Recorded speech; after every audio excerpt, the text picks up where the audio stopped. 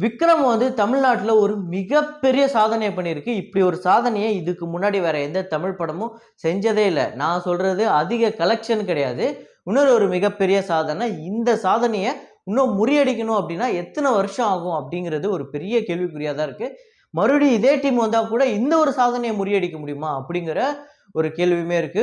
So இது வந்து ஒரு நடிகரா மட்டும் இல்லாம, ஒரு புரொடியூசராவும் ஒரு மிகப்பெரிய சாதனை தான் இந்த சாதனைய நான் சொல்றேன். ஸோ இத பத்தி நம்ம டிஸ்கஸ் பண்ணுவோம். அதுக்கு அடுத்ததா வந்து இந்த விக்ரம் படம் வந்து 50 நாள் கடந்து ஓடிக்கிட்டு இருக்கு. ஸோ 50 நாள் ஓடுது அப்படின்னா, ஒரு படம் அது இன்னைக்கு ஓடுது அப்படின்னா, கண்டிப்பா ஏதாவது 1 தியேட்டர், 2 தியேட்டர் ஓடும்பா அப்படின்னு தான் நம்ம நெனைப்போம். ஆனா, ஓடிடில ரிலீஸ் ஆகி 2 வாரம் கழிச்சுமே இவ்ளோ தியேட்டர்ஸ்ல ஓடுது அப்படின்னா, அது வந்து இந்த நியூஸ் பேப்பர்ல அந்த போஸ்டர பார்க்கும்போது, என்னடா இது என்னமோ முதல் நாள் ஒரு படம் ரிலீஸ் ஆகுறதுக்கு எவ்ளோ தியேட்டர்ஸ் லிஸ்ட் இருக்குமோ, அவ்ளோ தியேட்டர் லிஸ்ட் இருக்கு. அப்படிங்கிற ஒரு ஷாக்கும் இருக்கு. ஸோ இன்னைக்கு ரிலீஸ் ஆகக்கூடிய சில படங்கள் இருக்குல்ல, அதோட அதுக்கு கிடைச்ச தியேட்டர்ஸ விட அதிக தியேட்டர்ஸ் இன்னுமே வந்து விக்ரமுக்கு வந்து அந்த போஸ்டர்ல நம்மளால பார்க்க முடியாது. அவ்ளோ ஷாக்கா இருக்குது.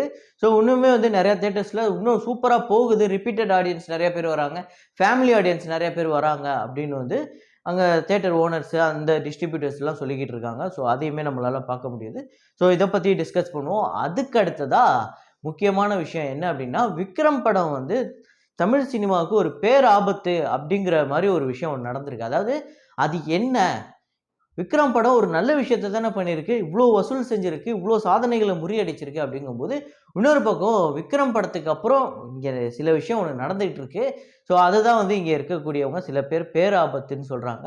ஸோ அது என்ன அப்படிங்கிறதையும் நம்ம டிஸ்கஸ் பண்ணுவோம். ஸோ வீடியோக்குள்ள போறதுக்கு முன்னாடி நம்ம சேனல நீங்க சப்ஸ்கிரைப் பண்ணல அப்படின்னா பண்ணிடுங்க. பக்கத்துல இருக்க பெல் ஐகானோட பிரஸ் பண்ணிடுங்க. வாங்க வீடியோக்குள்ள போலாம். ஸோ நான் முதல்ல சொன்னேன்ல, இந்த தமிழ்நாட்டுல இனிமே இப்படி ஒரு சாதனைய யாராலயுமே பிரேக் பண்ண முடியாது அப்படிங்கிறது.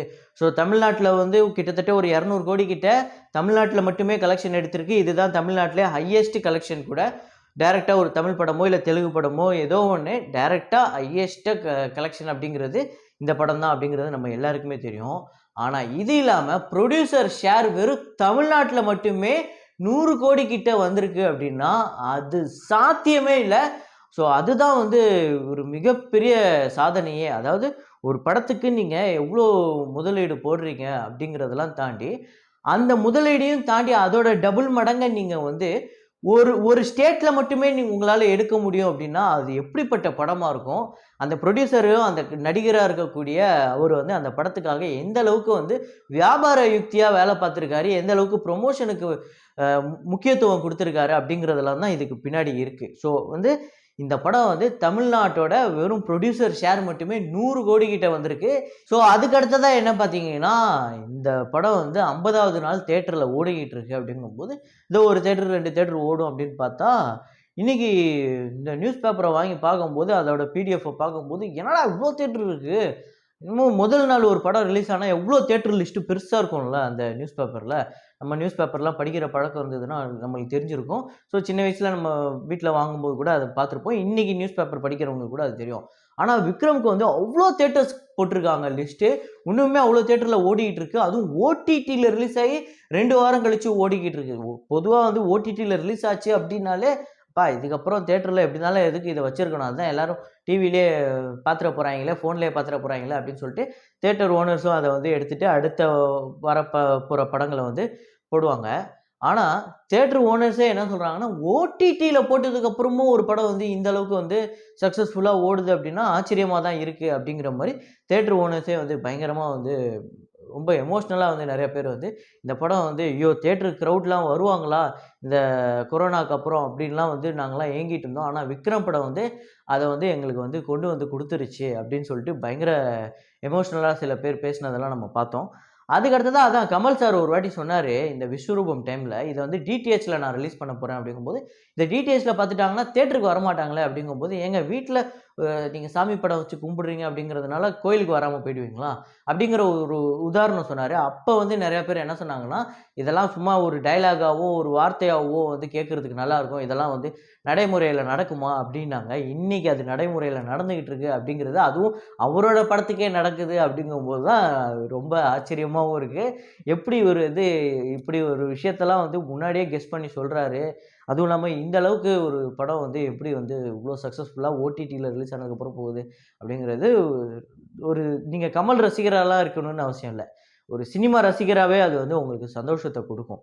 ஸோ அதுக்கு அடுத்ததா வந்து விக்ரம் படம் வந்து அதுக்கு அடுத்ததா வந்த நெறைய படங்களுக்கு வந்து பேராபத்து அப்படின்னு சொல்லியிருந்தேன். ஸோ அந்த படங்கள் நல்லா இருந்தா ஓடப்போகுது தானே! அப்புறம் என்ன? அப்படிங்கிற ஒரு விஷயமும் இன்னொரு பக்கம் இருந்தாலுமே, விக்ரம் படம் அப்படிங்கிறது ஒரு விஷயத்த ஒரு மைண்ட் செட்ட வந்து இங்க நம்ம எல்லாருக்குமே வந்து பண்ணிட்டு போயிடுச்சு. அதாவது பெஸ்ட் இருக்கிறதுலே பெஸ்ட் ஒரு படத்துக்கு என்னலாம் குடுக்க முடியுமோ, அது எல்லாத்தையுமே வந்து விக்ரம்ல நம்மளால பார்க்க முடிஞ்சது. அது வந்து ஒரு ஒரு சைடு ரோல் கேரக்டருக்கு குடுக்கக்கூடிய முக்கியத்துவமா இருக்கட்டும், இல்ல பிஜிஎம் வந்து பெஸ்ட்டா இருக்கிறதா இருக்கட்டும், ஒரு ஹீரோவோட மாஸ் சீனா இருக்கட்டும், ஒரு வில்லனோட அந்த அ டெரர் அந்த வெறித்தனம் அப்படின்னு சொல்றதா இருக்கட்டும், அந்த படத்துல வரக்கூடிய 2வது ஹீரோவுக்கு குடுக்க முக்கியத்துவமா இருக்கட்டும். ஸோ ஒரு படத்துக்கு எப்படி வந்து இன்டர்வல் இருக்கணும், எப்படி வந்து கிளைமாக்ஸ் இருக்கணும், அந்த கிளைமாக்ஸ்ல வரக்கூடிய அந்த ரோலக்ஸ்ங்கிற ஒரு கேரக்டர் வந்து அது வந்து எப்படி பேசப்பட்டுச்சு அப்படின்னு எல்லாமே இந்த படத்துல பெஸ்ட்டா இருக்கவும், ஸோ அதுக்கு அடுத்ததா வந்த படங்கள் எல்லாமே ஓரளவுக்கு பெஸ்ட்டா இருந்தாலுமே அத மக்களால ஏத்துக்க முடியல.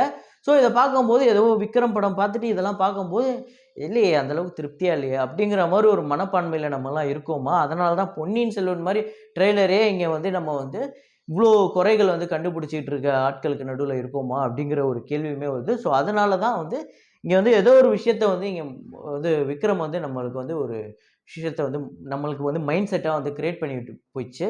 ஸோ அது மட்டும் இல்லாம நெறையா படங்கள் வந்து விக்ரம்க்கு அப்புறம் வந்த நெறையா திரைப்படங்கள் வந்து பெரிய லாஸ் ஆயிடுச்சு. அது எவ்ளோ பெரிய பட்ஜெட்டா இருந்தாலும் சரி, ஒரு பக்கம் ராக்கெட்ரியா இருக்கட்டும், இன்னொரு பக்கம் வந்து வீட்ல விசேஷங்களா இருக்கட்டும், மாமனிதனா இருக்கட்டும், பெரிய நடிகர்கள் நடிச்ச சில படங்களே வந்து இங்க அட்ரஸ் இல்லாம போன கதைகள்லாம் இருக்கு. ஸோ விக்ரம்க்கு அப்புறம். ஸோ அதனால தான் சொல்றேன், விக்ரம் படம் வந்து ஏதோ ஒரு விஷயத்த இங்க கிரியேட் பண்ணிட்டு போயிடுச்சு. அது வந்து அதுக்கப்புறம் நம்ம பார்க்கக்கூடிய படங்களுக்கு வந்து ஒரு திருப்தி அளிக்க மாட்டேங்குது அந்த படங்கள். ஸோ இந்த படம் வந்து ஒரு விஷயத்த நம்மளுக்கு கிரியேட் பண்ணிட்டு போனதுனால. அது மட்டும் இல்லாம, இனிமே இதே டீம் வந்து லோகேஷ் கனகராஜ், கமல் சார் வந்து சூர்யா, விஜய் சேதுபதி இதே டீம் மறுபடியும் சேர்ந்தா கூட, இப்படி ஒரு விஷயத்த நம்மளுக்கு குடுக்க முடியுமா? இல்ல அப்படியே அவங்க குடுத்தா கூட பார்த்துட்டு, ஃபர்ஸ்ட்டு அந்த வந்து விக்ரம் மாரி இல்ல. இது கொஞ்சம் ஓகே தான்.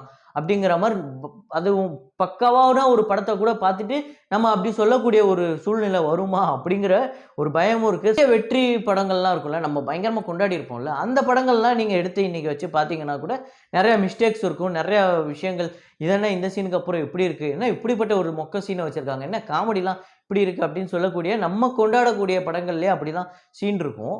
ஆனா, அந்த படங்கள்லாம் பெர்ஃபெக்ட் அப்படின்னு நம்மளால சொல்லவே முடியாது. ஆனா, எங்கேயோ விக்ரம் பெர்ஃபெக்ட்டா இருக்க போய் தான், இது இதுக்கப்புறம் வந்த படங்கள் எதையுமே நம்மளால வந்து ஏத்துக்கவே முடியலையா? அப்படிங்கிற ஒரு கேள்வியும் இருக்கு. இது வந்து ஒரு சினிமாவுக்கு நல்ல விஷயமா?